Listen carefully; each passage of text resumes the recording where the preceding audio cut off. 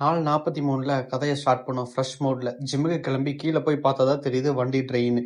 தள்ளிட்டு போய் பெட்ரோல போட்டுட்டு அப்படியே ஜிம் வந்தாச்சு. ஒர்க் அவுட்ட சாலிடா ஸ்டார்ட் பண்ணிட்டேன்.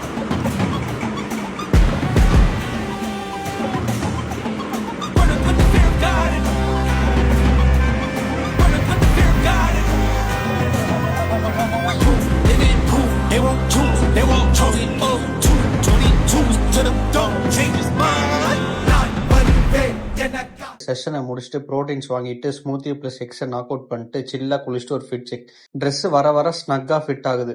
ஆஃபீஸ்க்கே கிளம்புனேன். ஒர்க்ல ஃபோக்கஸ் மோடான். டின்னருக்கு கிளீனா மீலை போட்டு முடிச்சாச்சு.